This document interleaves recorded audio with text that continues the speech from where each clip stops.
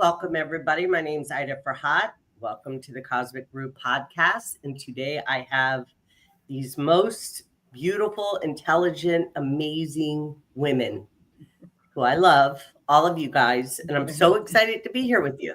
This is going to be amazing. So we're doing today the topic is on the number 13 and its esoteric meanings and the different, folklore about the number 13 and all the different religious traditions, metaphysical, even the Knights Templar. I mean, I gathered a lot of information to share with you ladies, and we can discuss that. Or if you guys have brought anything, of course, please do share it. But thank you, Yssah, Susan, and Erika for joining me today. I have a little bit of a cold, so bear with me. I'm going to do my best to push through it and just enjoy this time. So right now I'm burning some Palo Santo just to clear the energy, invite nothing but pure love, pure truth, and pure light into this space. Anything less than love, truth, and true light is not welcome. And so it is. And so it is.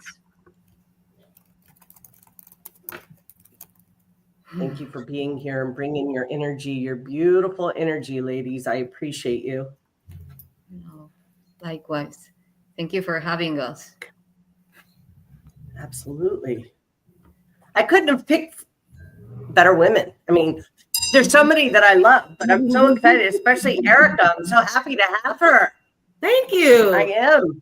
Thank you. Yes. So I'm just going to ring this for a minute. This is the feminine, the bell. And we appreciate both our masculine and feminine, but this is rather than, make a big just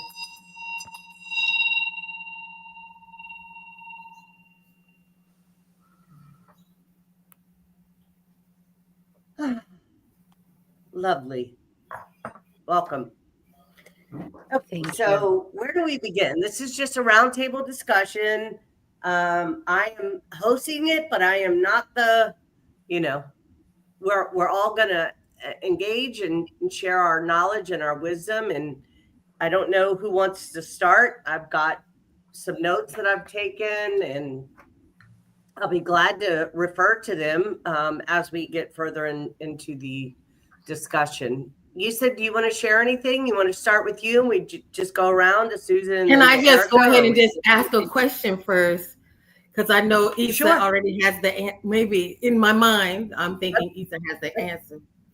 So, okay. When it comes to the number 13, when it comes to a lot of things like black cats, the number 13, 666, we even certain sacred geometry, I see a lot of people saying this is a bad number, or it has this negative meaning, or it's Illuminati related, and it's almost as if they give away all power and solidify the meaning or value of these things based on a dark entity using it, when to me there's always a time before that. There's eternity, there's a meaning and a purpose for certain things. So in your studies, where do you see that? Since we said the number 13, where is it getting all the negative value? Where does the negative value and connotation come from? Well, that's a very interesting question. Thank you, Erika. I used to say, wherever they tell you, don't go there, that's forbidden, that's bad, that's evil, go there, because there you will find a lot of answers.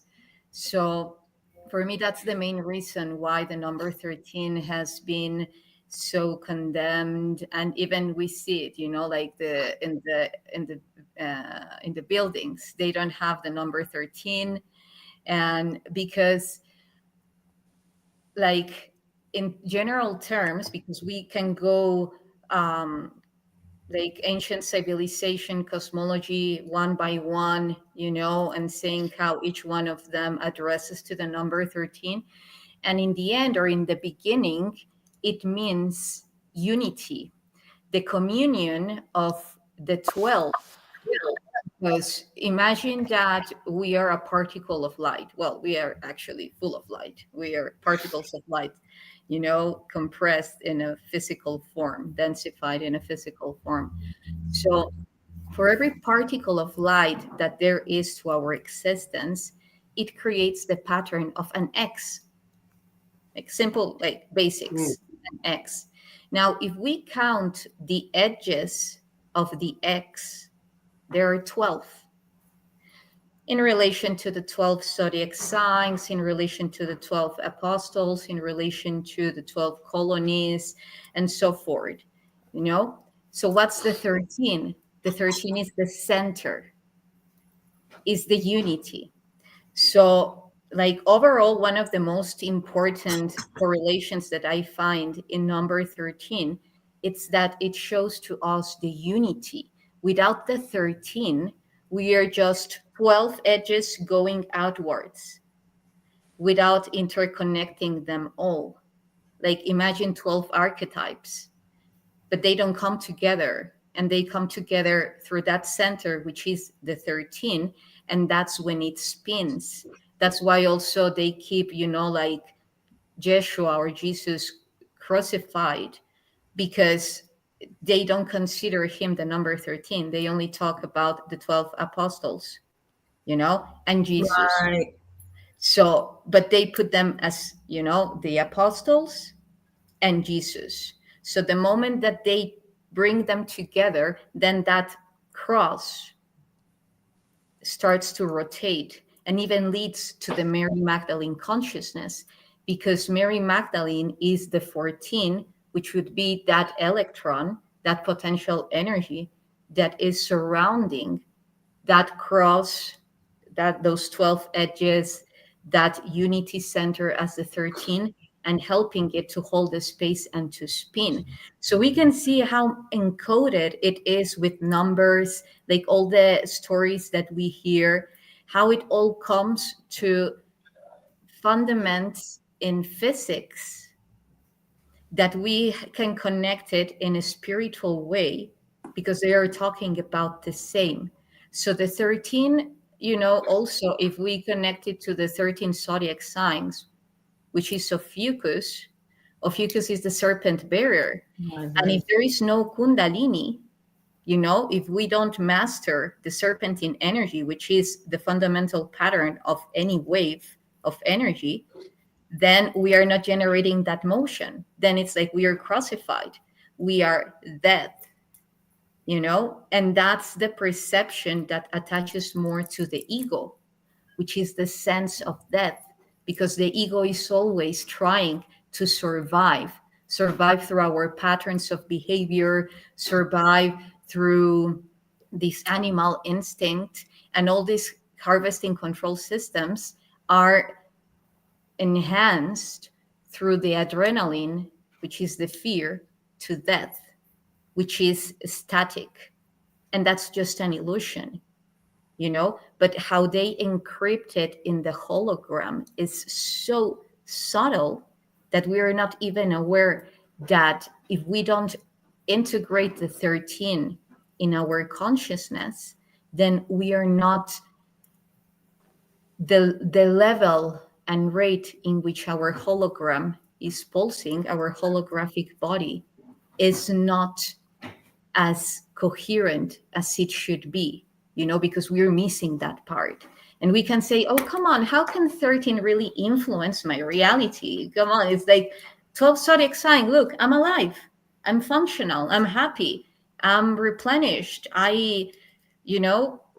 Why the 13 doesn't influence my life at all? But it does. I'm sorry, yes? So are you saying that Ophiuchus is the 13th sign? Is that what you're saying? Like, it's the 13th zodiac sign. Right. Repeat that, please, Erika. You broke up. That way. So I asked, was Ophiuchus in fact the 13th sign? Because they've decided to leave it out of the zodiac. And right. So and also I with the number 13, yeah. And so and with we also the had 13 months. Right. Exactly. Right. there's You know, my mom power in pointed this 13, out. My mom pointed it out. Like Erika, they put caps on our DNA so we don't live 300 years now. What if this is a cap spiritually on taking away our 13 months and 13 zodiac signs to close us down so we're not as open and powerful as we should be. That's what it seems like. Which, in fact, is one way to explain it is removing the 13 months, but they are there, they exist, but the illusion of it not existing. So it would be we're walking around basically living in a lie. So now we're no longer connected to truth. So now we're disassociated from truth and living out of balance because we're living out of balance with the truth. And this is the deception, because even my mom said, well, if the gestation period is 4 weeks, 4 times, how many weeks is it for you're not pregnant 9 months, you're actually pregnant 10 months. It's like not 9. 39 weeks. Mm-hmm. Right. 30, yeah. So we're living, 10 weeks, yeah. 10 gestation period. Evidently, that is having children, or women birthing children within a 9-month is actually, back in the day, that wasn't how it seems like. It still isn't. It's 10 months. It's 40 weeks. Yeah. So you divide that by 4, and that would be 10 months. Right. Yeah. So it doesn't allow the baby to fully develop in its gestation period. Is that the right word? Yeah, I don't know. I'm not a mother this lifetime. I was a mother many lifetimes before. But my gestation period was 18 years ago. So it's gestation. Yeah, and I just wanted to also respond to what Yssah was mentioning about Mary Magdalene being 14. It is my understanding. I mean, Deepak Chopra wrote a book called The 13th Disciple, and she's not mentioned, and there's a reason for it, because they want to hide the divine feminine.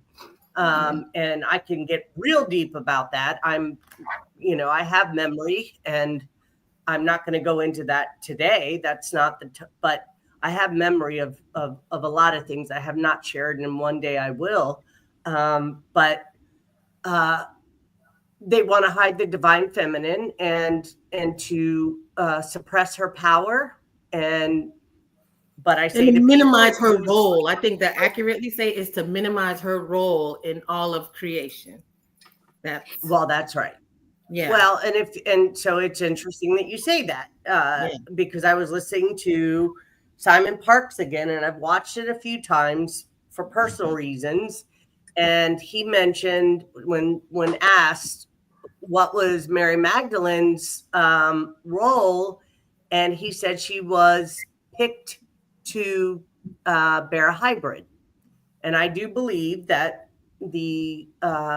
yes, that's how the reptilian. Has anybody ever questioned? And I know I'm getting a little off, but I'll bring it back. But how did we end up with a reptilian and mammalian brain?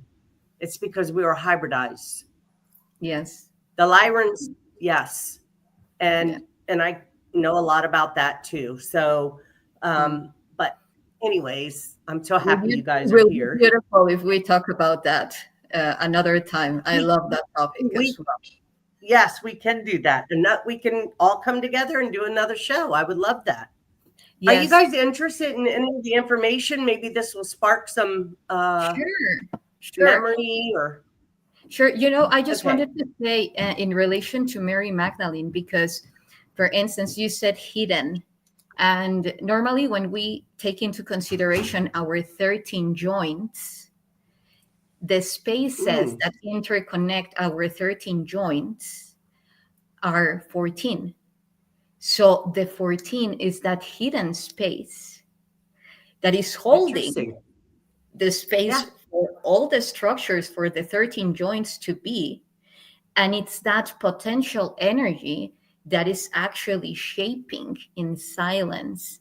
And if we see how it is related to the role of the feminine energy, like holding the space and shaping everything, when we go like drastically in between feminine and masculine, when we put them together, then they are quite equivalent, like co-creating.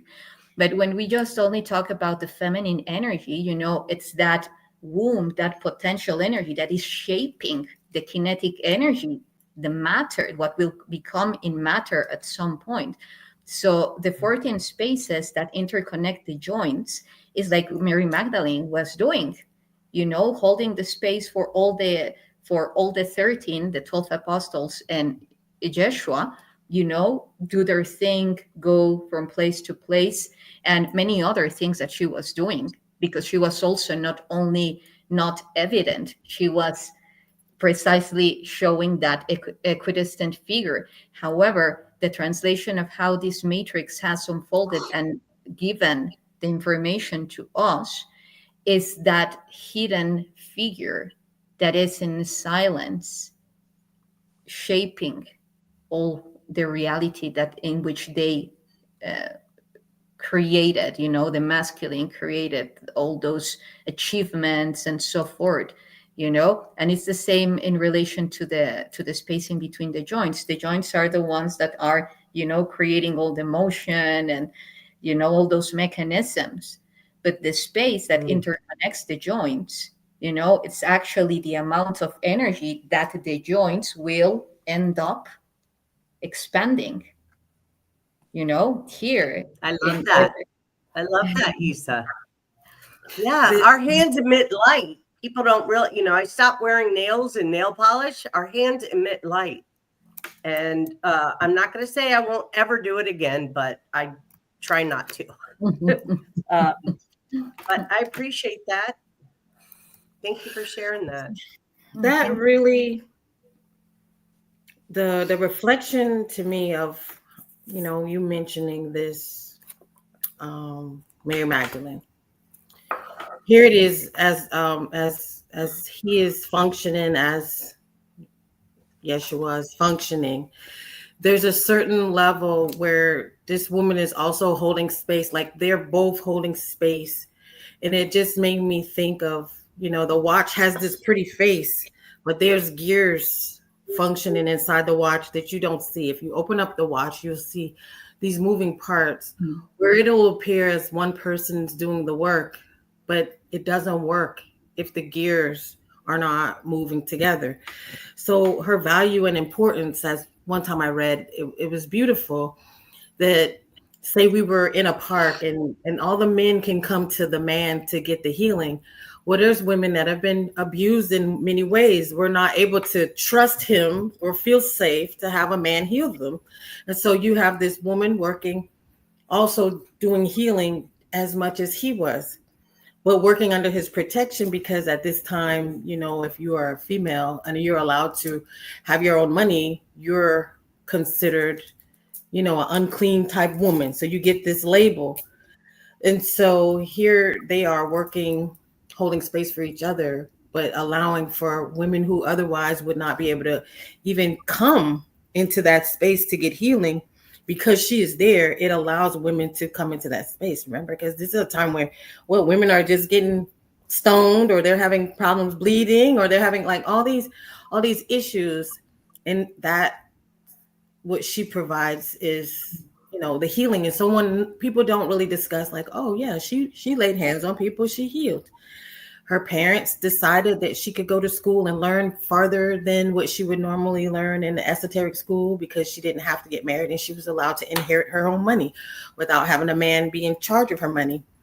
But when you talked about the spaces in between the joints, that just took me to, the prayers that we have about Sophia, take me to the womb where I know nothing and I can be born renewed, like in the darkness and the emptiness of the womb. Into the dark matter spaces where things happen, where that space is actually greater than this material space than we're in, right? So when you said about the joints, it just triggered that a lot for me. And I don't know if you want to talk more about it, because the space in between, it's like that's where we get to grow, right? Yes. Thank you for bringing that energy. It felt beautiful, and it as you were talking, it came to me. For instance, it's like the ether, We have the four elements, and then the ether was there, but nobody would talk about it. It was removed, like no one will ever find it. We don't know what it is. Only the New Age and spirituality talks about it, but it's nothing, like a solid rock basis to talk about. And now, when the scientific community is bringing it and breaching it through the 0 point energy, the Mayan considered the zero as everything and as nothing, that emptiness, that void that includes the manifested and the unmanifested. So, for instance, and we can even relate the 5 to the pentagram, and then again the witches, because they knew how to. Well, we know how to work with it, and with the moon frequency and how everything comes together. Because when we talk about the 13 joints and now the moon, for instance, the Mayan also brought together the 13 cycle, like 13 months, year, in relation to the moon frequency. And they would also know that for every one of our joints, well, they don't talk about that, but yet I remember, for instance, within every one of our joints, those 13 aspects of ourselves, they are these power sources. We have Tauruses, and when we fully ignite them, our whole structure is a Taurus itself. However, when we go through those layers, we have 13 Tauruses in each one of our joints. And that's where the harvesting control system are anchored through them, because it's our movement. So imagine, everything that enslaves us, those memories, like handcuffs, bend down on your knees, the slavery in relation to our hips, which is the sexual aspect. Like, where are you deriving your sexual energy to? The weight on the shoulders and so forth. What are you capable to speak or not? Because this is our 13th joint in the throat. So it's the expression.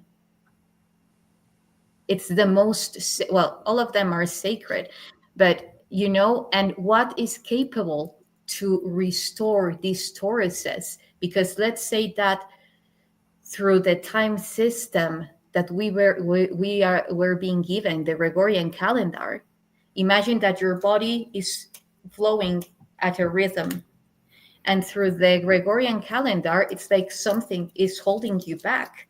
It's generating incoherence in your field. Like now, our natural aspect tells us, guys, why are you celebrating New Year's Eve if it's still winter? What are you doing?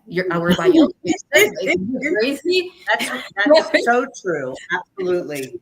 And I want to speak to that. But if you don't mind, so you mentioned the Mayan calendar. The Mayans use a 13-day cycle in the sacred calendar.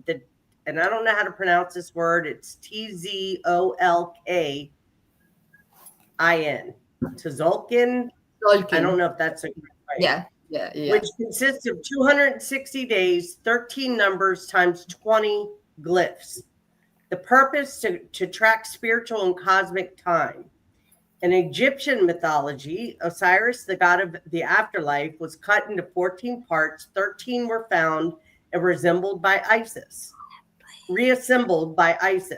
symbolizing resurrection and the mystery of the afterlife. The purpose, to symbolize the journey from fragmentation to wholeness. I could keep going. I've got a lot of notes here, and I'd like to reference all of them because I think they're worthy of sharing. And I'll say the number 13 has held a profound and multifaceted significance in the spiritual, mystical, and esoteric traditions across cultures and throughout history. Often misunderstood, 13 is associated with transformation cycles, divine feminine energy, and higher consciousness. Below is an exploration of its symbolic meanings and purposes. And I took tons of, and I wanted to share it so y'all all would have it to reference, but I don't know how to do that yet. Maybe somebody will teach me how to share screen and share information. I'll get there, guys. I appreciate your patience. But Yeah, sure.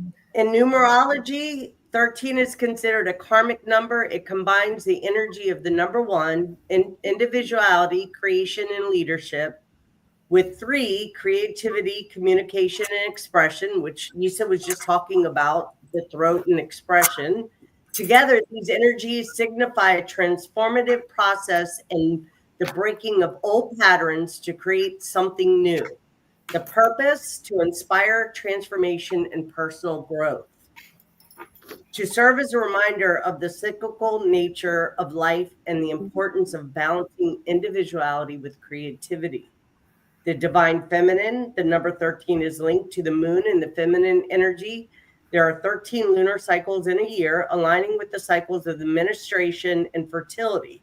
In many ancient cultures, 13 was revered as a number of the goddess. Purpose, to honor the power of creation and feminine wisdom, to reconnect with natural rhythms and cycles. And there's more, and I can refer to them. And by the way, guys, I just want to show you real quick.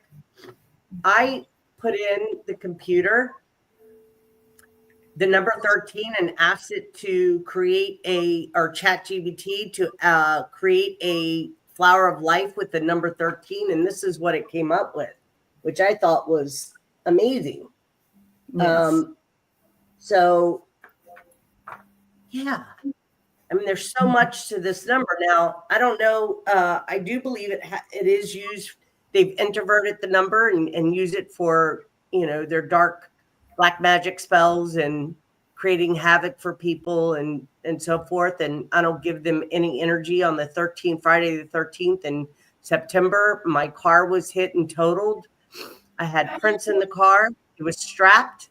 And what's the blessing? And I got hit by the guy was going 50, 60 miles an hour. He was actually in the air, and I moved just within a second of me seeing my rearview mirror. I was able to move my car just enough where he didn't land on top of me or hit me directly straight, almost straight. But guess what? I walked away.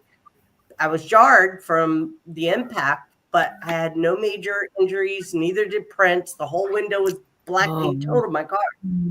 And I talked shout out to Dr. Amir, who said, Ida, just know that you were divinely protected. You were surrounded.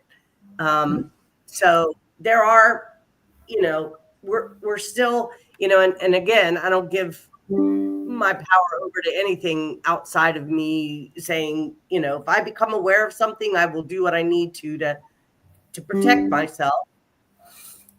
But just to know that they use this number, let's talk about the inversion of the number 13 and how that's used, Black Friday, Friday the 13th. And I appreciate you mentioned about buildings and the escalators that only have 12, not the number 13. Even in high rises, when they have more floors, they'll skip the number 13.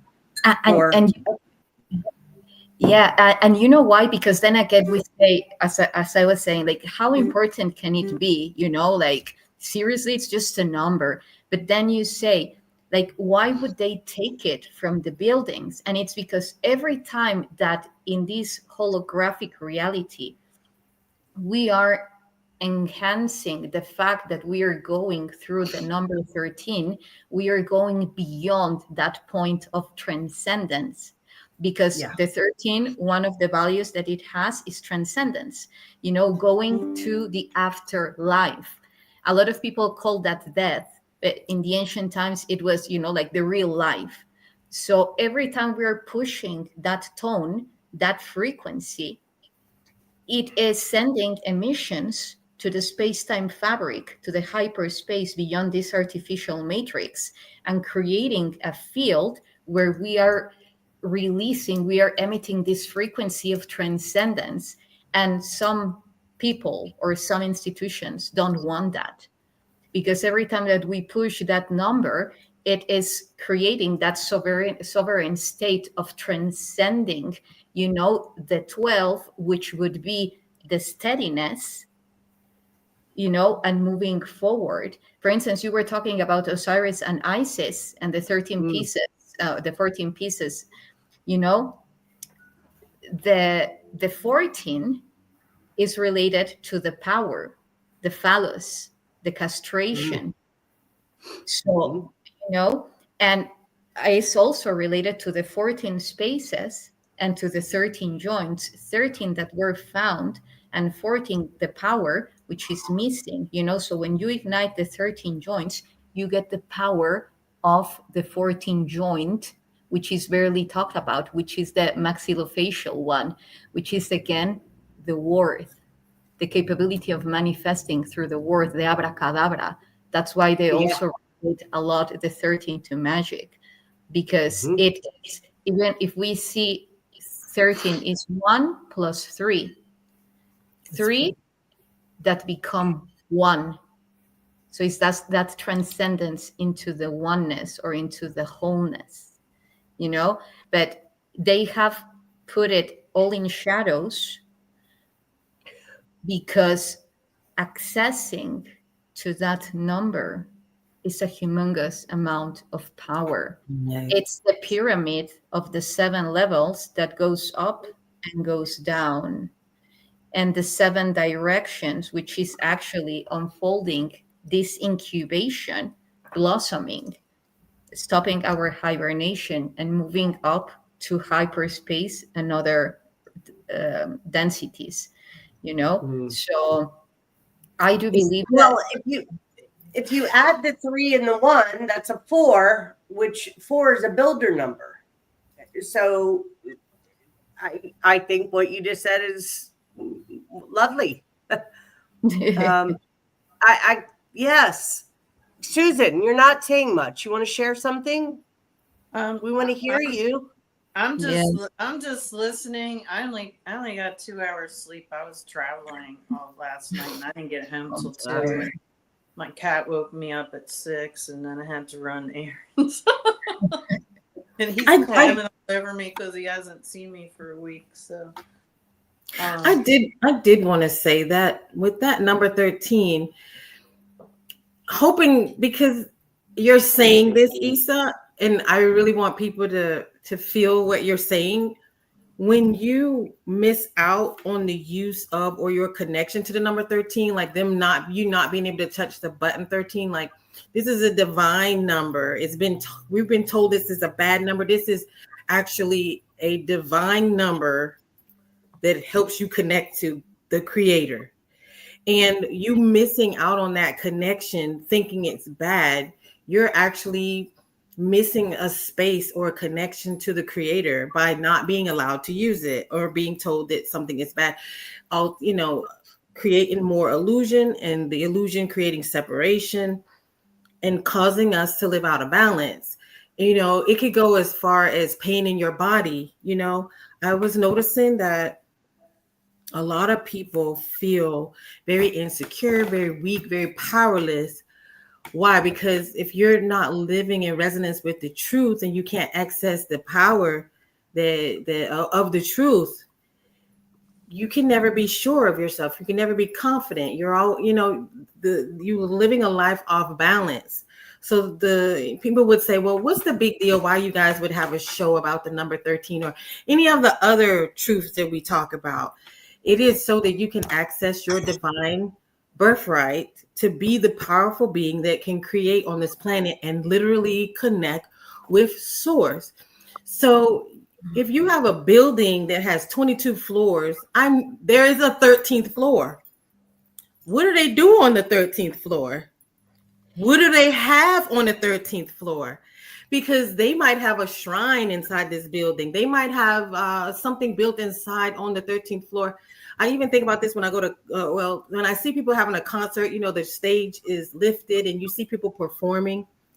This makes me think of Janet Jackson, because her songs are very nice and very cute little songs, but it's always some BDSM stuff going on stage. And I'm like, I wonder what's underneath the stage. What ritual are they performing that you don't see, that you're giving your energy to, that is unseen? So what we're talking about is tapping into the unseen.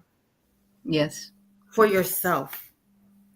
Yes. And if we see the arcane 13 is death, you know, which is that process of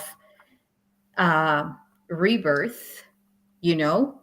When I say death, it's because, for instance, in the Mayan cosmology, Oxlahun, which is actually the 13, and it's the way that you go down to the pyramid. You know, it's that arcane that you're going up to the 7 and then going down and then heading to what they call the Shivalva, which is the underground or the underworld. But the underworld means the exit of this artificial matrix, is how you reach the wormholes that connect to Orion's nebula and then exit this artificial matrix. So that's why they're related to death, because somehow you are dying, your perception of reality is being transcended. So death means that transcendence. And I just want to say that, for instance, if we overlap this information with the tree of life, like saying the buildings, imagine the tree of life. When we talk about the Kabbalah, or we talk about the Christmas tree, you know, and the Kabbalah not being complete. And then there is another tree of Kabbalah that they showed with 12 aspects. And I talk about the tree of Kabbalah with 13 spheres, you know, like it is when you complete the Kabbalah, the tree of life of the Kabbalah, you complete it, you have 13 spheres. You were talking about knowledge. Well, Aida, and you were talking about knowledge. The sphere, the one that goes in the high heart, is the one that represents the knowledge, and that was emptied. That was emptied. So therefore, our ego was emptied, not because our ego is this, you know, actually our ego is the sphere number 6 related to beauty. But I would be covering many aspects. What I want to say is that when we complete our tree of life with 13 spheres, and it can even be more complex. It can even be into 22, which is the 22 letters of the Hebrew alphabet, because every letter is a frequency, and that's how many things were created in relation to this artificial matrix and hologram. Yet the 13 is a stage of completion of the tree of life, where we fully light up our Christmas tree, you know. Otherwise, it's like a Christmas tree with only just a few bulbs switched on. So when we complete our 13 spheres, that's the first stage of enlightening our Christmas tree. And I do believe that that knowledge, which is here in the high heart, in the thymus, which was emptied when, you know, because I was talking about Ophiuchus and the serpent, like the serpent barrier. That serpent representing the evil and representing, which again has been distorted big time. It was just the knowledge being offered to Eve. Eve taking it, and then as a consequence, not from God, yet from a galactic being, saying, okay, you took the knowledge, the source knowledge, okay, now you will leave amnesia. You know, now you will go, you will empty all that knowledge, and now you will go through amnesia. But that amnesia was deposited in the ego. That's I was going to say that wasn't the original. That wasn't the original. That happened much later. which I don't want to get too deep into that, but I appreciate you sharing that for sure. That happened much thank later. At least from what yeah. Well, I think that if topics come up, it's because for a reason. It's like I'm still not fully. I'm also not fully going through it because then it opens like a lot of topics. But just to make it clear, there are different levels of amnesia, and yeah, you're right. In order to touch this topic, I would have to cover many other ones, in relation to the Ark of the Covenant, because this is mainly what I'm talking about, the genetic arc. I would love to have that conversation with you because I feel I have some information that would bring value to the conversation, and we definitely can do a show on that. Yssah, I would love that. Yes. I think these are all topics. I mean, you say many things that I'm sure that trigger, and at least the people listening and the other beautiful women here on the panel. These are topics that I think a lot of people are interested in and would like to have some clarity. And I want to remind people, we all include, I'll speak for myself, we only can share information from the level of conscious awareness of our own experience, our own wisdom, right? And what we have actualized within ourselves, so that we can, but it doesn't make it, we can both look at the same thing and see something different, right? And so that's where our individuality and our autonomy is so important, that just depending on the level of awareness and consciousness and our own personal experiences, that we do our best to come with, to share with integrity and to not mislead or misguide in any way, but to just really share what we know. And I often say, we only know what we know till we know something else. And that keeps me in a place of humility and grace and understanding I don't know everything. And my perception of something could be skewed, right? Therefore, I'm open to having a greater understanding or understanding. We play with these words. And I appreciate you mentioning something about casting spells. The truth is, we do magic every day. We do ritual every day. If you get up and you brush your teeth, that's a ritual that you do on a daily basis. That's at the basic understanding, right? We have rituals that we do so people, I hear, I don't operate in dark magic. I do other things. I don't play in that field. I've had past lives where I did. It's not what I choose this lifetime. I choose love, truth, and true light. Now, although I'm aware I'm not a love and lighter, and I say this often, I am a person that believes in balance and wholeness, but I never have the intention to be misleading, hurtful, or harmful to anybody. That is not my intention. And I love you ladies so much. And Erika, I'm so happy you joined us. Me too. I'm really happy you're here with us. Yeah. Well, so, I love listening, but I'd like to hear maybe some, Erika, if you want to share. I have a limited level of knowledge of certain things. And so, but what I can always bring you is good questions. And so, because she hits fair enough. I mean, actually, sometimes the questions are more important than the answer. I will say that again. Sometimes the questions are more important or bring more value than the answer. Well, and I will remind that there is a space in between that. Yeah. I'm sorry?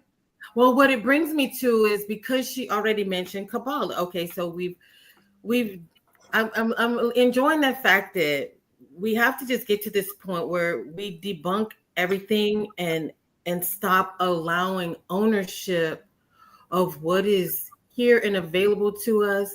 Stop giving ownership of it to the dark side or the Kabbalah. I mean, not the Kabbalah, to the Cabal or to the Illuminati. And so I am loving the fact that we can remove this type of stereotype and Stop making everything so darn spooky. Every time you see somebody do this, like this is a mudra, you know what I mean? Yes. But you're going to give it away and remove yourself from having a certain level of power because everything to you is spooky. And like you say, your knowledge is as good as today until you learn something new.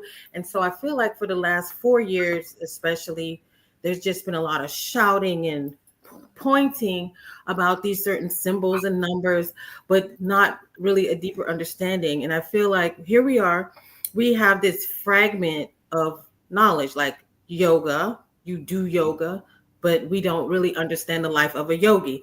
We would like to say, oh, you should be a vegetarian or a vegan, but we're taking pieces of history, religion, or other people's cultures and trying to create something out of it without an understanding of the background, a full level understanding, a deeper study of it. So as she was mentioning the tree of life and this 13 tree, well, there's one tree with 10, 11, and 12. So easily, I feel like, because it is not what we see as the most powerful, we want to say that it's evil or bad. And I would like to know what more you think people using the 10 tree, 11, 12, not 13, and Kabbalah in general, because I don't consider any of the things evil or bad. It's the person using it. You know what I mean? So I just feel like we have this opportunity with Yssah being here. And I'm like, tell me more. Tell me more. Oh, thank you. It seems Thank like you. 13's a multiplier too, because when you look at covens, they have 13, and they're supposed to be 13 apostles, and they just keep demonizing it. And then like if you're into some of the SSP stuff, a lot of these hotels that have the chaos symbol out in front of, in the lobby or out in front of the hotel. What if that 13th floor is where they manifest portals, jump rooms, all this stuff? That's what I was this thinking. Number holds so much energy, and they've just demonized it. And then that was even, I'm sitting there doing calculations, but I noticed that I had a Mars cycle, which was every 38 days. So under the 12 year, I would have 9 cycles, but under the 13, I would have 10. But other people that don't have a Mars cycle would be monthly. So where does that put me when we used to be able to choose our cycles? Because they've kind of run us down, I think, because you used to be able to pick when you could be pregnant and when you would have a cycle, and now they forced us on it so we could technically get pregnant every month if you're still, not in menopause. And it's interesting. Yes. Yes, it is. That was fantastic what you just, yeah. Okay.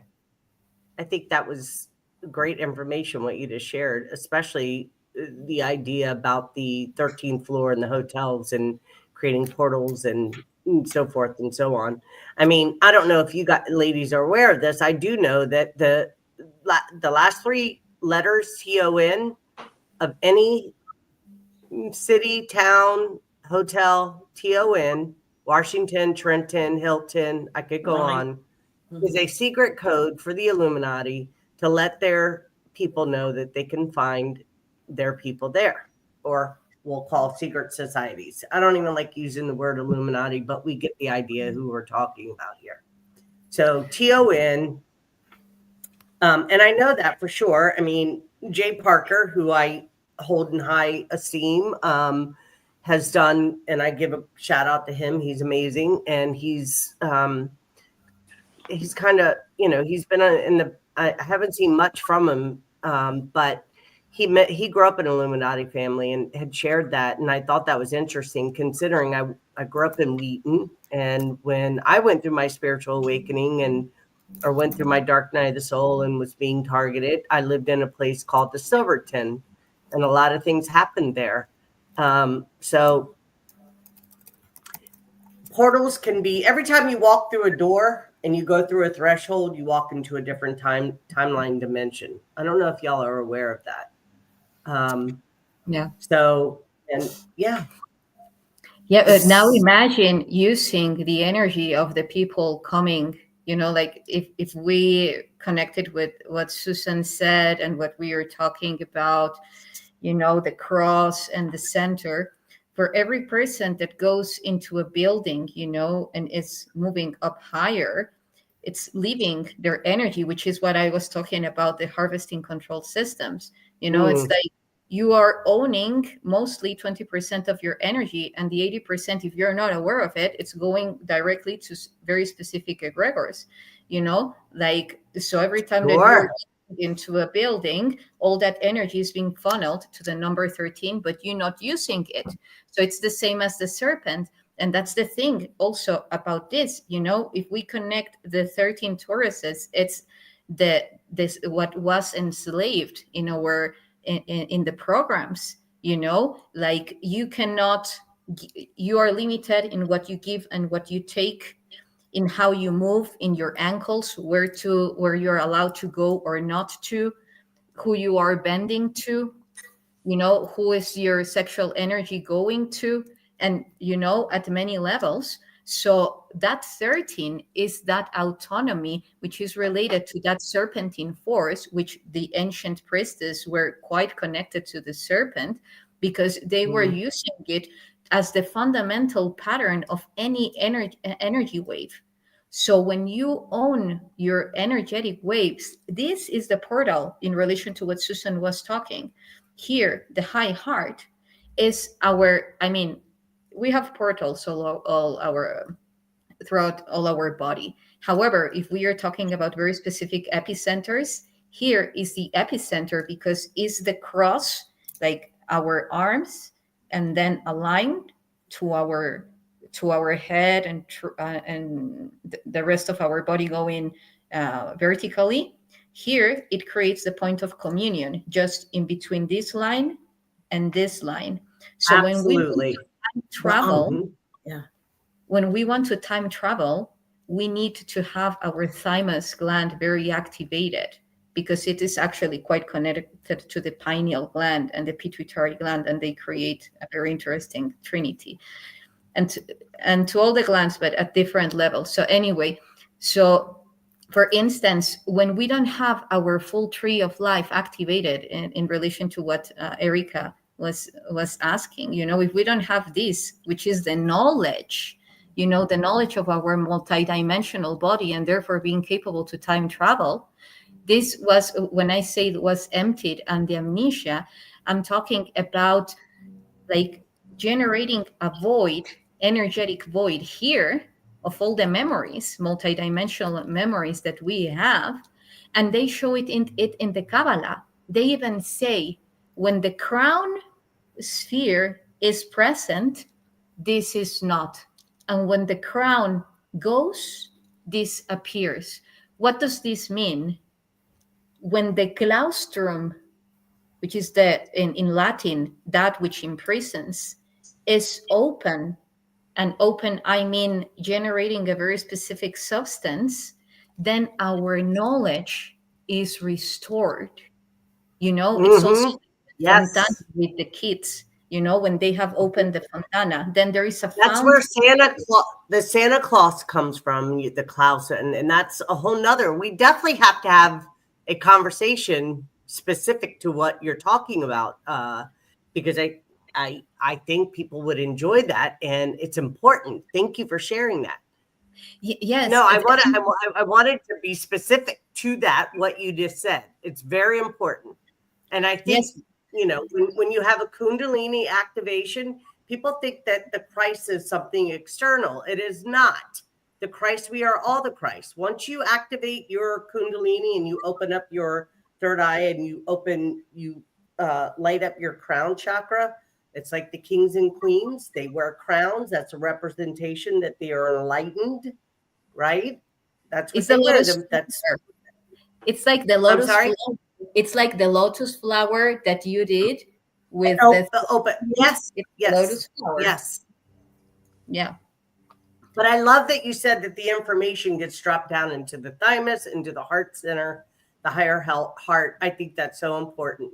And the whole goal really is that we move out of duality into a neutral position where we understand that there's light in the dark and dark in the light. right?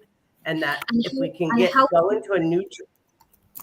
I'm sorry, and how can we move from that if we don't have the knowledge, as Erika was saying? How can we? Well, part of it is doing deep breathing. I mean, we think it's an external thing and in books, but really, if you sit still and get silent and do breathing techniques, you will get there. A very simple sitting still, breathing in 4 seconds, breathing out 6 seconds. Do it for 3 minutes a day just to start. And when I do it, my body spins. I go like this. It just naturally does it. And I'm creating a toroidal field of my Merkaba, my energy, right? And everybody's capable of doing this. I'm not special in this. We all are capable of it. And it's just a matter of being disciplined and practicing and doing it. Then you can get it where your left and right hemisphere and balance. You're not polarized either way, that you're really in a neutral space. From that perspective, it's like you have new eyes, right? You see things much differently, and from a place of love and compassion rather than judgment and degradation. And I could keep going. And it requires, we don't stay there, guys. Like, it's so important that we do the practice to maintain our vibration and our frequency, to be able to hold that for ourselves.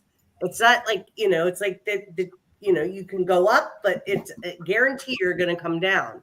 The goal is to keep yourself. Yes.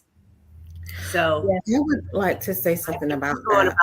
Too, but anyway, because Yssah brought it to the thymus. And we're talking about the number 13 and what is hidden there. And because you brought up earlier, when they enslaved people, where do they put the shackles? They put them on the wrists, right? They put it around the throat. They did put it around the waist, and they put it around the ankles, right? So they're like blocking up the chakras, right? And imprisoning you. But you're saying even through the generations, as you're moving forward, people being born, they're still carrying the chain from there. But even when it comes to now with the thymus, there is an effort to attack it because it's a very important part of your body, right? So if you start to think about the diseases and infections, so, there is a concerted effort when you think about people with A blood type, B blood type, O blood type, what diseases they're susceptible to, that you can see there's been an effort to attack certain blood types because they know the gifts that certain blood types have. Certain blood types are not necessarily susceptible to HIV, right? But those that are, the thymus is being attacked through the viral infection of HIV and through different autoimmune, and with things like you've seen doctors who diagnose people with cancer. They didn't really have cancer, and they're giving them chemo drugs, and so now there's an effort to destroy the thymus. Yes, definitely. Because the thymus creates the T cells that create that are stem cells. They reach in mother cells that are creating this immune system. Well, enriching the immune system. And if you relate that to amnesia, for instance, when we don't know the truth, then what are we talking about in relation to the 13th joint? What are we talking about? Then we're talking about gibberish, or what was taught to us, which is happening now, like worldwide. What people is talking about is what has been told, but what about your inner truth? And that's where Aida is connected, what you were saying. For instance, if you connect with your inner truth, Can you repeat that? You broke up, Yssah. I'm sorry. Yeah, the moment that you connect with your inner truth, coming from your high heart, then you're starting to create not only memory and connecting with the lattice or with the space memory network, you're starting to live in coherence and therefore in manifestation. So I do believe, and what I do always share and encourage people, is to try to remember their own truth, because, for instance, for me, the ego is not evil. you know can you hear me? Yeah. Yeah. I Yeah, can. Okay. you were breaking up quite a bit, so that yeah. For everyone, or We just do have I a. Aida? We, For I'm you, sorry. Aida, because the rest can listen to me. Okay. I don't know why it's breaking up for me. It did. I mean, it's clear now, but for a minute there, it was broken. Okay. I think it was broken up for Erika as well, because I noticed she asked to let us know if you can hear us clearly. No, I just was And making we do sure have somebody answering the question. since you asked, I just asked the audience to keep us informed because I can Oh, hear I'm sorry. perfectly clear. Okay. Yeah, no problem. I can Okay. hear. Sometimes it's our bandwidth when we're at home, but Well, does Yeah. anybody want Well, to read the question? There's a question for Christina Hansen. I don't know if anybody's interested in the question is can I just ask how many of you ladies have actually experienced real cult satanic rituals? I'll wait if anybody wants to answer. In the programs, but not in 3D. I have definitely. But yeah. So I'll answer quickly and then we're going to get back to it on a positive note. there But was another yes, one so too. I went through Yeah. another question. Well, Yeah. let me answer that real quick. Yeah, Yes. go ahead. So there was a black magic ritual done on my life, offering me up to Moloch, and I was severely targeted. My house was broken into. I had jinn in my home, but I remember being hung by my feet, and they were attempting to sacrifice me, although I escaped, and I kicked butt. And I'll just say that. I'm not going to go into details, but it was not a fun experience. I do believe that I performed the same ritual that I did in a past life. It made it tenfold more powerful, but it was something I agreed to prior to coming in this lifetime. Okay, what's the next question? Erika, do you want to read it? Because I don't see it. Yeah, I hope that answered your question. I put them in Okay. the private chat. So spiritual goddess, she said, how do we activate, light up our 13th sphere of the tree or triangle? I'm not sure if you answered it to her satisfaction or not, but it was one in the comment. And then the other one, we are the access portal to dimensions, and the only way a parasitical entity can gain access to these dimensions that we were meant to be protecting as guardians. But I guess that was a statement. But I guess someone did ask, how do you light them up? And I think, Ida, you were also covering that too, with the breathing and with the visualization that you were discussing, as well as what Yssah. But these were just some questions I found in there. Yeah, I would love to say something about it, which is related to that answer, to that question, and also to the one that Aida covered. Because, for instance, the epicenter of our tree of life is here, which represents our ego matrix, which related to beauty. So when we see about the archangels, which are the angles of the arc, which is the arc of the tree of life, which is the genetic arc, but I will just mention it, not going through it. One of the archangels was actually the fallen one, and it's related to, even though in the Kabbalah, well, and this is related to this is why this is missing, or was missing, this arc, the that, which was related to Lucifer. That's why they removed it. And that's why they also do a lot of rituals now using those numbers, because they take in advantage that missing information. But I will go through that in a bit. So when they exile that fallen archangel, represents this missing sphere. I'm just saying about algorithms, okay? Beyond the story. I'm just talking about algorithms and configuration within the human holographic body. So now, this, which is related to beauty, which is related to Jibriel was the hander, like he gave information to the Muslims, to the Christians, to the to also to the Hebrews, that they And then they created a lot of artifacts, like the cube, for instance. So bottom line, the main epicenter for me so far that I remember and that I use to enlighten our 13 sphere tree of life is feeling this with the information coming from the source, like creating a wormhole to the source, reaching in and bringing source information, and then filtering it all the way to the ego, because the ego acts as how it acts because it's amnesiac. It came empty.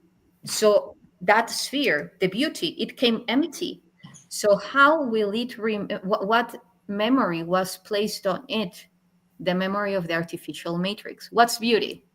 Standards. What's beauty? To be beautiful according to what others think, fulfill expectations of others, doing whatever you need to do in order to be accepted and beautiful for others. So that's how the ego matrix was filled in with the information that they codified for this artificial matrix. So when we fill in our ego matrix, the beauty, with the information coming from here, from the source all the way here, then beauty becomes harmony and becomes right. And as this is the epicenter, we start to rotate it with our plasma field, and then we start to light up. And it's also a lot of configurations because each sphere has a numerical value. So it's taking all of them into consideration and weaving again your holographic body. But this is spinning once it is full. And then instead of ego, it becomes the eco. Starts to generate eco. Oh, I love that. I love that, Yssah. Intense. That's lovely. I Yes. love that. I've never thought of it like that. It definitely creates freedom because the mind, coming from here, you're trapped, you're worried. I don't know how this is gonna work. How is this gonna happen? You're trying to find answers that are already answered. The solutions are already done.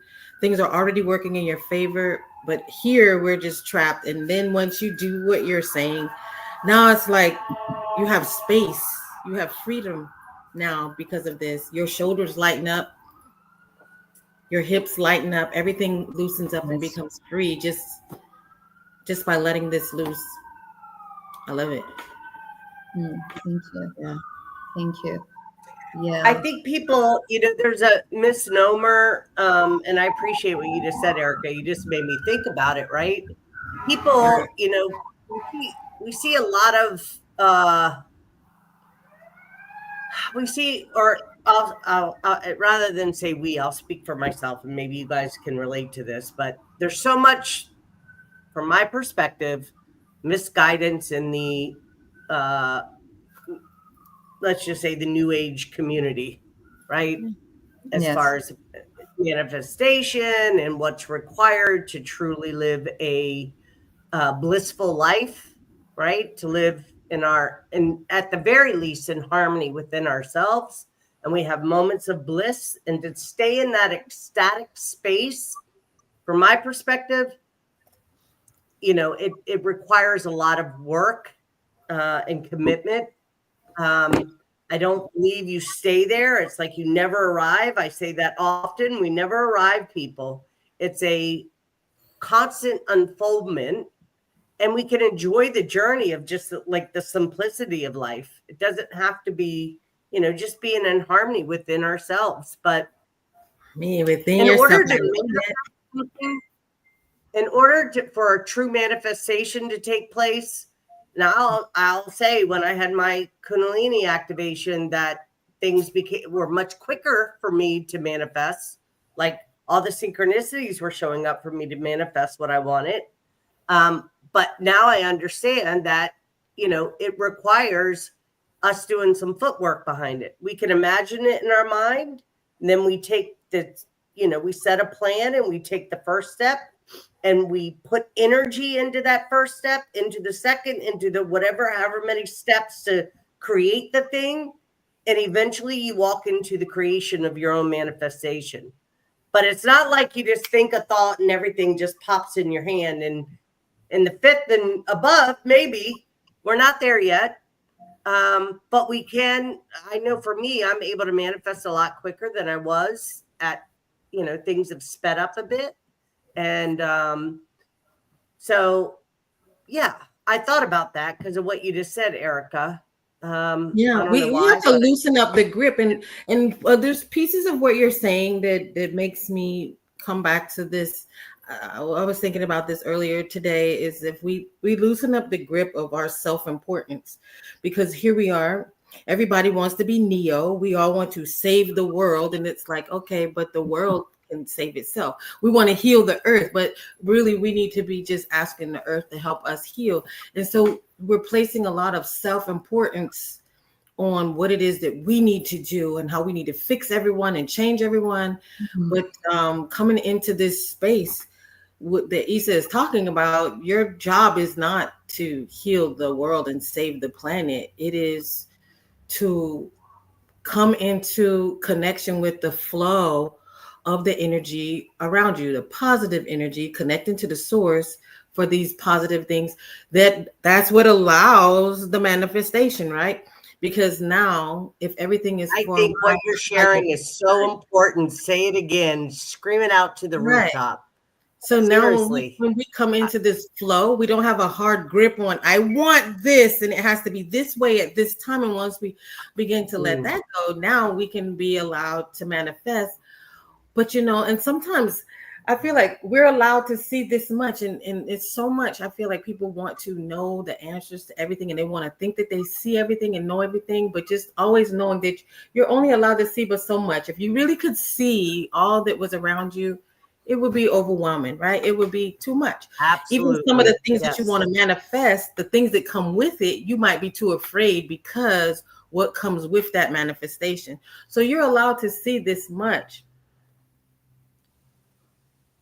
Be free and open to it, because what you desire can be magnified more so than you even know if you allow, if you put your hands up and let go and release and allow.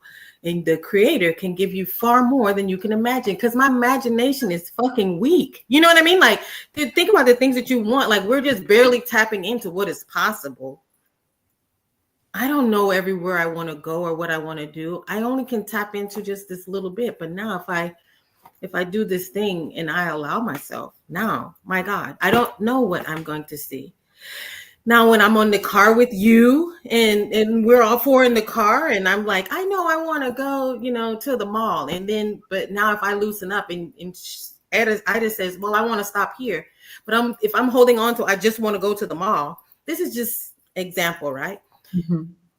She might show me a statue in a park that I hadn't imagined that I could see if I allow her to help me, guide me. You know what I mean? If I allow the unknown and unforeseen, the possibilities to come up. Now I'm living a truly beautiful life that is more amazing, because I'm not having to be in control of every moment. And I guess what? And then I'm not in control of Aida's responses, her feelings, her level of growth. I release my control over the people around me. And now I can just focus on, I can be happy now, right?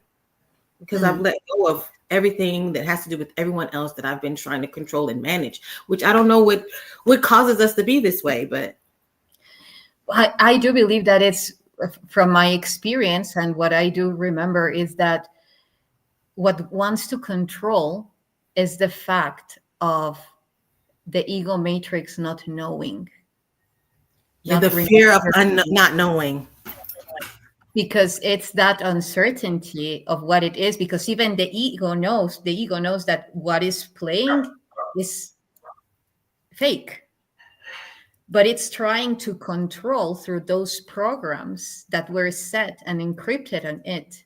So it's the moment that we feel in our ego is that baby that came in, in blank, And the matrix, well, who programmed the artificial matrix and how it functions, stuffed it in with all these programs, and our ego is just waiting, like, hey, can Now it's somebody help me? I Yeah. need to remember. I just need to remember. But that level of remembrance is detached from the control, Right. because that level of memory is connected to the source. So therefore, you don't need to control, This takes me to one of my favorite things to think. Like, if you were the warden of a prisoner, of a prison, right? For me to control it, for me to keep everyone in prison, I still have to go to the prison and turn the key.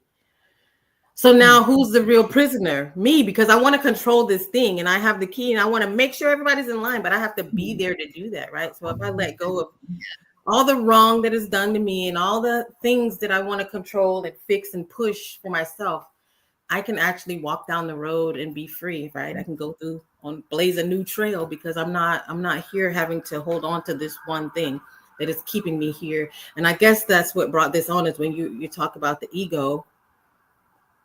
And to me, it just leads me to this thought of freedom now, when the ego becomes eco, like you said. But it's beautiful.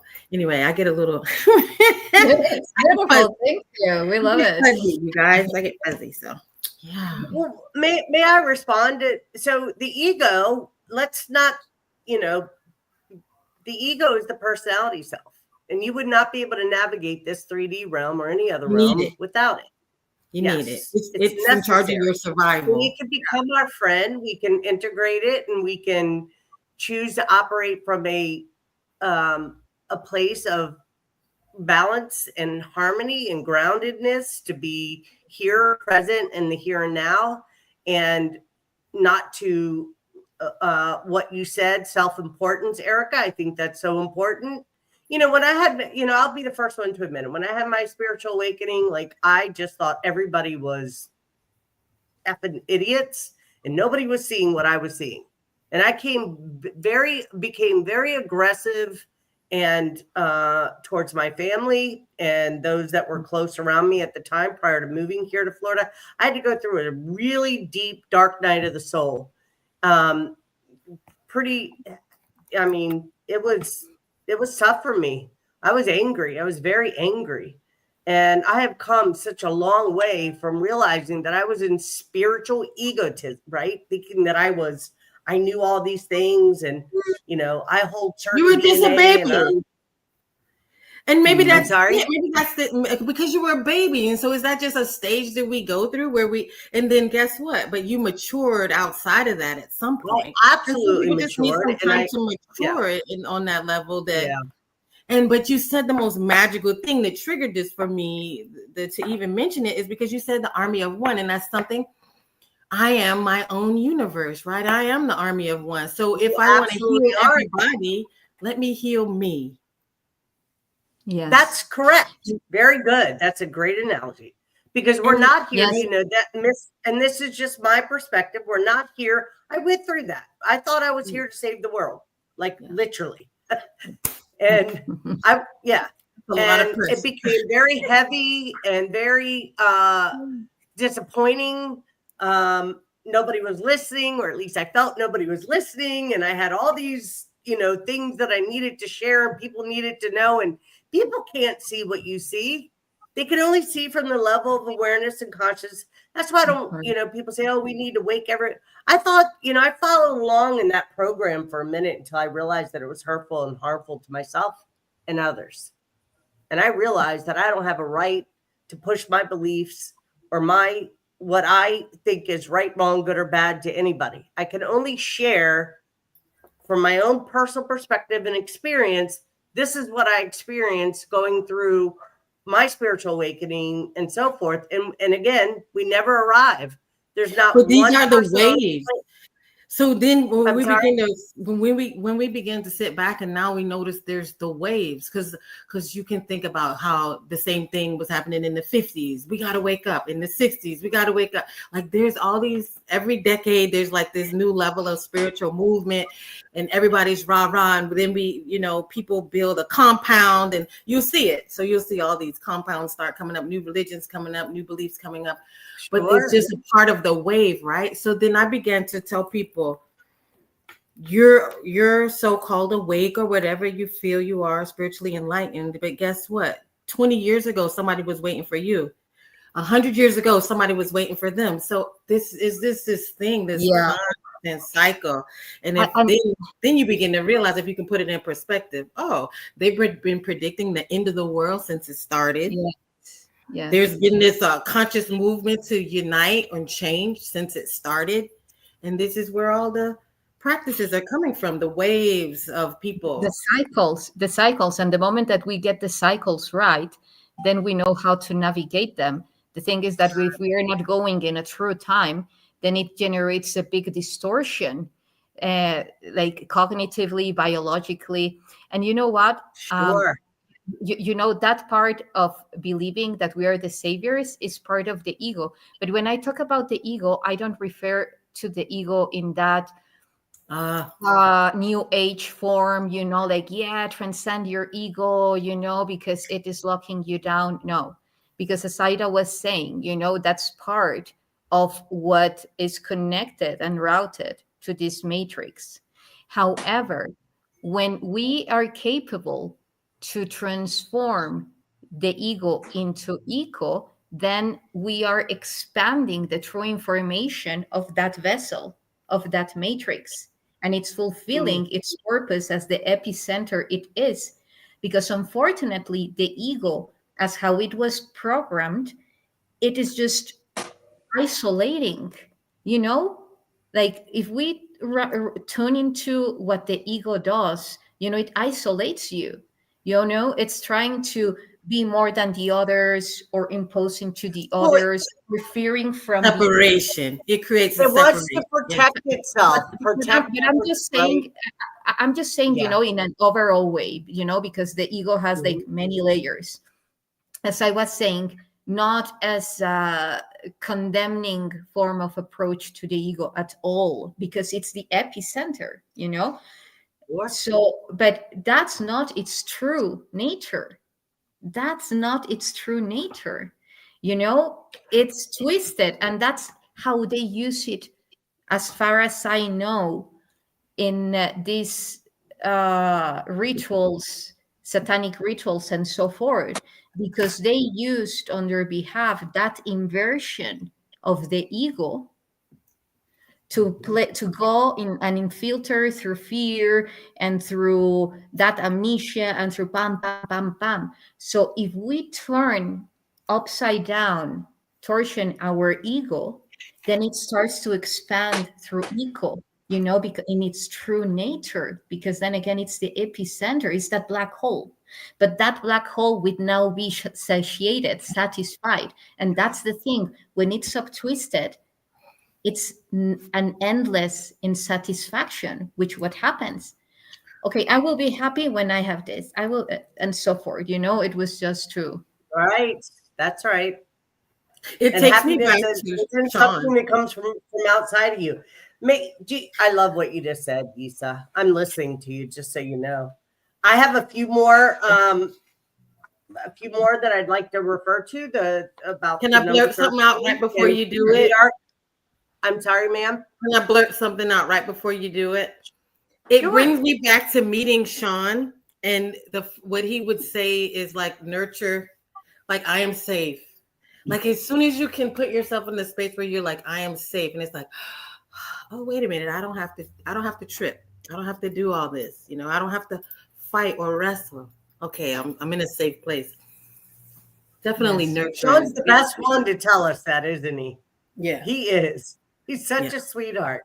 Yeah. Yssah and Sean stayed with me, and I had a tough time. Listen, by the way, a quick shout out, full disclosure now, guys, it's on the bottom in the banner. The 31st is going to be what? The Tuesday. The early bird tickets will no longer be available. So if you're interested in joining us, everybody on the screen will be there. Come join us. We're going to have. Hopefully, I will do the MC. You know what I want to do, Ida? Not what just would you like sit there to with do, the Erika? mic. I want to have a couch on the stage. I want to be able to talk on the couch.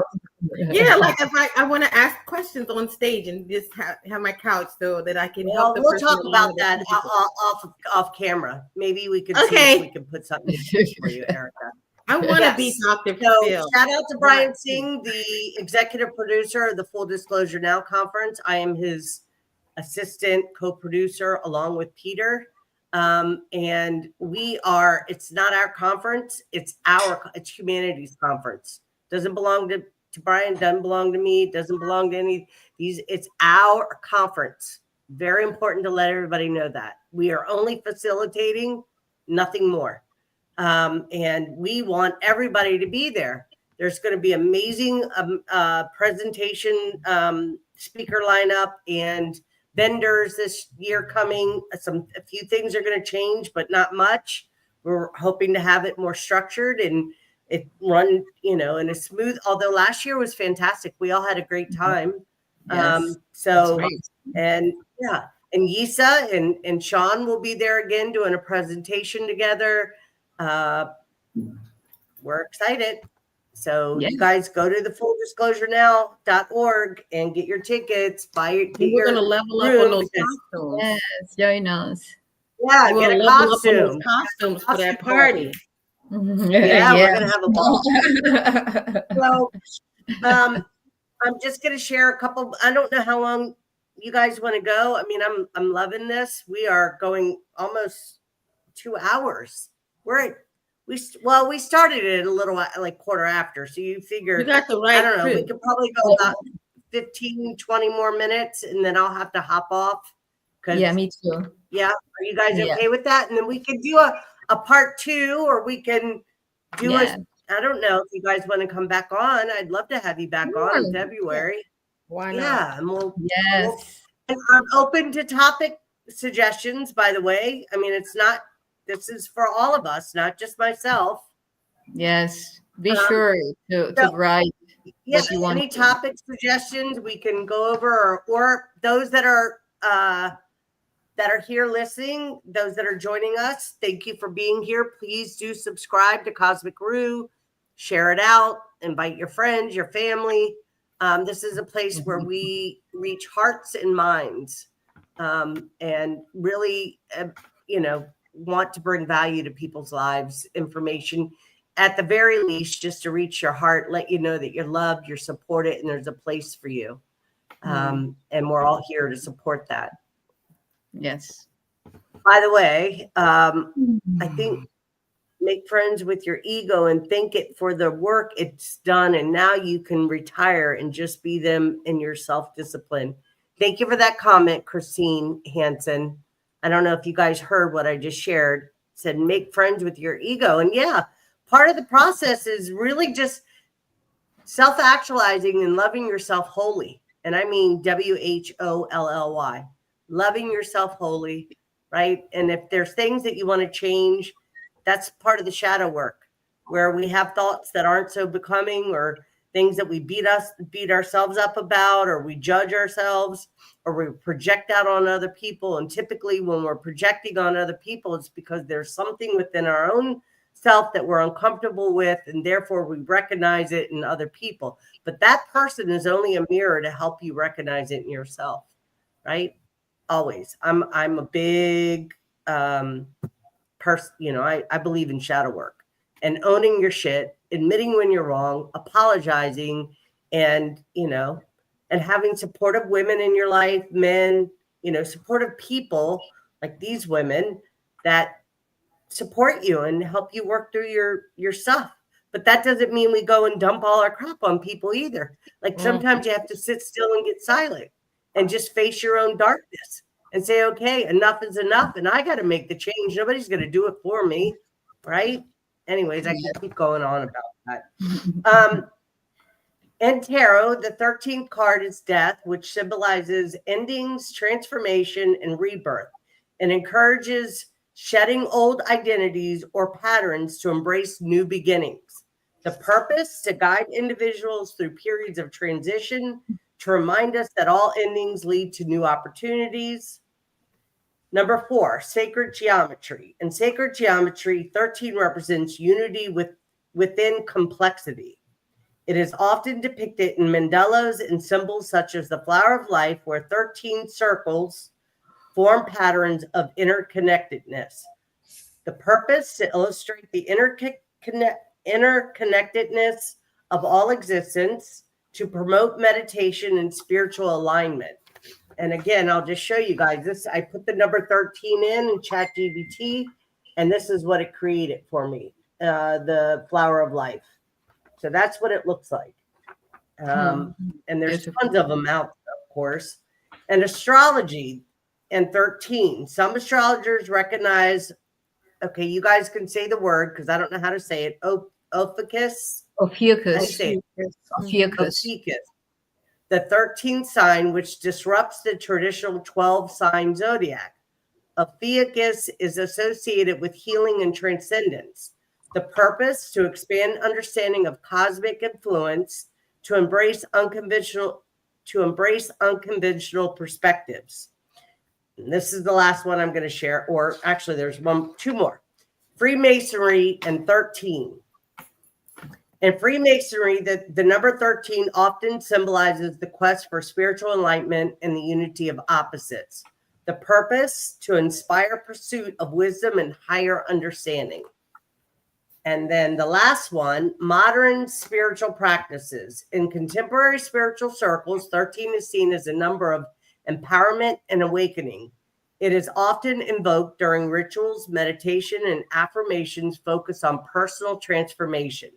The purpose, to invoke divine guidance and protection, to symbolize mastery over life's challenges. The conclusion is the number 13 holds powerful esoteric meanings that transcend its reputation as an unlucky number.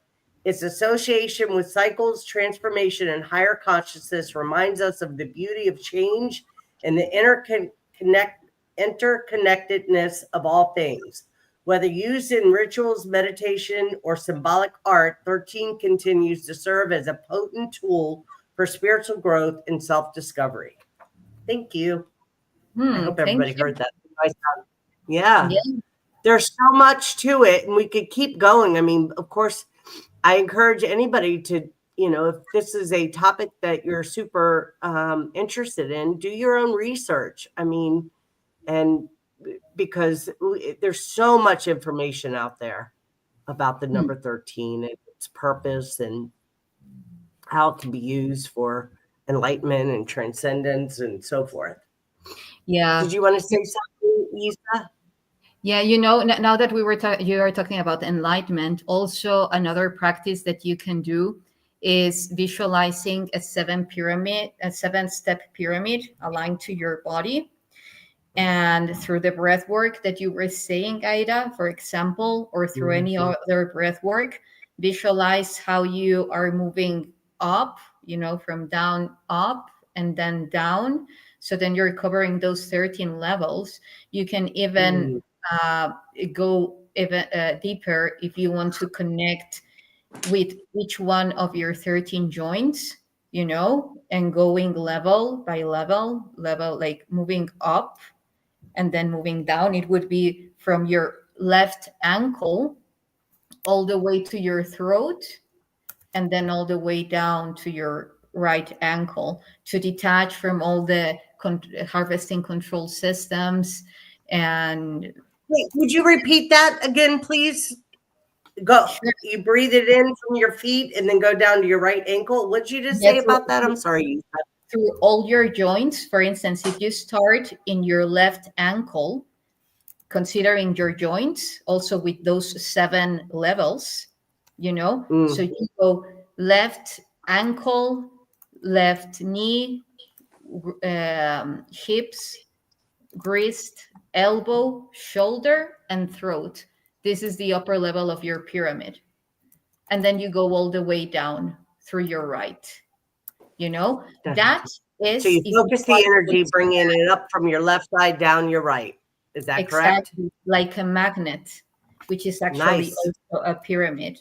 And you can do any breath work that you feel comfortable with, or listening to any specific frequency and giving the command how you're detaching from all those anchors placed in your human holographic vessel, in relation to the harvesting control systems. And then you detach, and empower. See how each one of your toruses is being fully aligned to the cosmic and universal time, because that's super powerful. Like our original power, the level of energy that we are capable to generate, if like this, we go at a cosmic level with our full generators restored, psionics, time travel, regeneration, all is like, inherently done. So it's something that builds up, it's progressive. But the more that we become aware of that, the more helpful that it is. And because even that's related also to the 33, to the number 33. And the Mayan knew it as well, because the 13 in relation to the moon and the 20 that you mentioned in relation to the sun, if you add up 13 plus 20 is the 33. So then you have the two engrams, the two wheels that are coming together, creating actually, well, it's that flow, that toroidal motion, So yeah, there are many ways. For instance, our 13 joints and 20 being our 10 fingers from our hands and our feet, which are our sons, our 4 sons, so then cleansing them and using them to empower.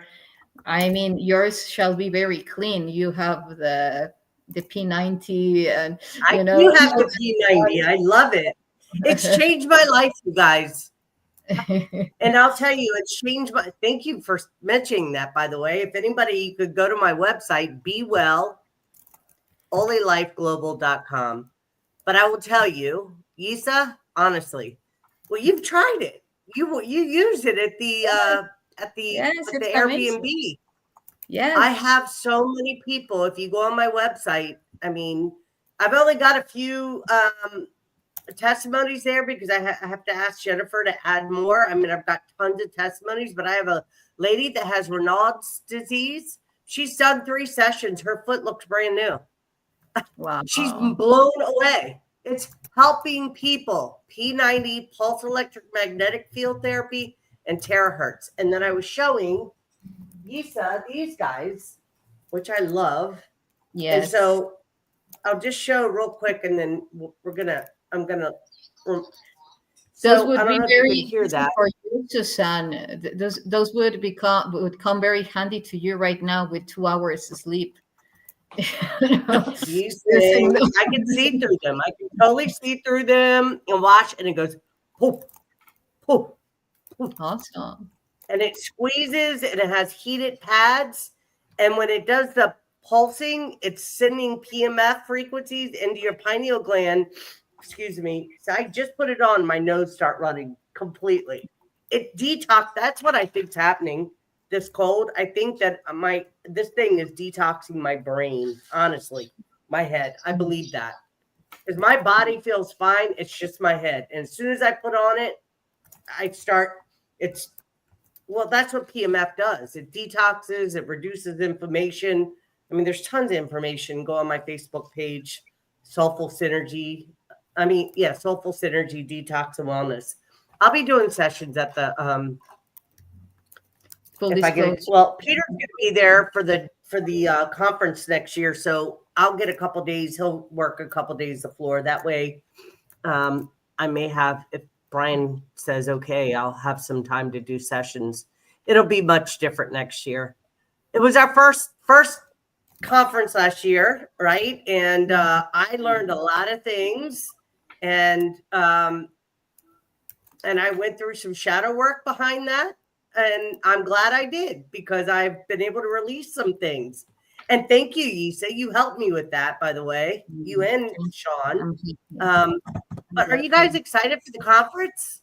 Heck yeah. What do you Super think? excited. Super excited. Yes. No, I am too. Are you, Susan? Yeah, I will be. Okay. I'm just really All right. tired Well, today. I guess this is a good place to end, lady. So we're gonna come back together, all four of us, in February. Are we in agreement to that?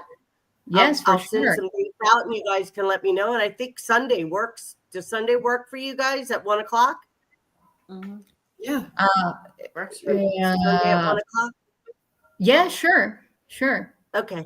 Sunday at Yeah. 1 o'clock. Okay, so I'll find a Sunday in February at 1 o'clock. Okay. That's going to work for everybody, the dates, and then we can figure it out and agree. Guys, thank you so much for joining us. Please do subscribe to Cosmic Rue. Share it out. Invite people. Go visit Yssah, Erika, and Susan. All their contact information is in the description box. All their websites. Yes, absolutely. Go and subscribe to Cosmic Mama. Erika's got a great show of her own. So does Yssah. Susan just comes and hangs out when she feels like it. Those amazing products, guys. She sent me some. Yes. Yes, super But I powerful. have got several of her products that are all amazing, and she was super supportive to me when my car got totaled on Friday the 13th in September. She sent me some things to help me getting through that and the pain. Really so I'm very amazing. grateful and thankful to her. And she does amazing sessions. She'll be at the conference doing sessions again. Do you do cranial sacral? Yeah, I do Yes. sacral Cranial fascial sacral. therapy, philosophy okay, approach, gotcha. and it starts out with cranial sacral, then you have myofascial release and John Barnes unwinding, and it looks pretty wild. Like when people are really open, they'll be doing this, and it kind of looks like you're exercising demons because it's like using one. Remember the slimline phones that had the really long cords, and we'd have to hang them upside down so they'd unwind. Yeah. Well, that's what your body does when I do that. It unwinds a trauma. It's pretty cool, and then you'll feel pretty stoned, and hopefully, you don't see any sex trauma when you go there because it can unwind stuff you don't even remember, and you'll see it. So. I let Prince in. I was going to say everybody. that's Prince coming in the Crying room. at the door. Come here. Come here. Come here. Prince is. Princess in the house. Yes. Gosh. Oh my God. Hi, everybody. Hi. Hi. Okay. Oh my Yeah, that's goodness. good. Oh my God. I'm so in love with you. Mwah. Best boy ever. Gorgeous. I Does he have a swear, stroller? he's just- Huh? Does he have a Do stroller? I have a stroller? No, I don't know. Maybe I I wanted should to get have a him cat one. stroller. Yeah, I wanted to put my cat in a stroller. Yeah, I don't think I'm going to bring him to the conference next year because I thought it was going to work out well last year, but I don't think so. He's going to go, come say hi. You just want to say hi to everybody, Prince. Look at all the ladies. Look, buddy. Hi, Prince. Who's down there? Okay, fine. All right. Anyways, well, Wow. you ladies, I want you to know that I appreciate you. I see you. I value you. I love you. Thank you for joining me. Oh, thank you for having us. Yes, thank I you. love you. Yeah. I love you. Happy Mhm. new beginning of 2025 to everyone. Infinite bliss. And may it be a year full of expansive evolution, immersing joy, harmony, love, and whatever you choose to be. Thank you. Thank you. That was Thank lovely. you. Thank you, Yssah. Thank you. Thank I you. second that. Receive it. Yes. I love you. Self-empowerment. Yes. 1 hour and 44. So that's a good number. Yes. That's an excellent number. So we're going to end it. Guys, please reach Yes. out to these ladies. They've got so much good information on their own shows, different guests, so forth. And we'll see you in February. We're going to come back and we'll have an exciting, if you have any recommendations on any topics that you'd like us to cover, leave it in the chat and I'll have a look later. Thank you, Yssah, Susan, and Erika. I love you, beautiful Thank ladies. you. Thank you so much. Love Okay. you. Love you all. All right. All right. Bye-bye.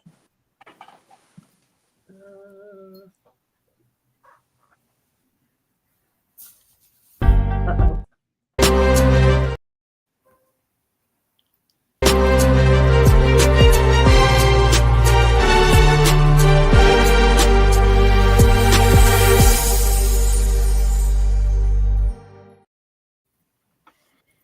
Thank you.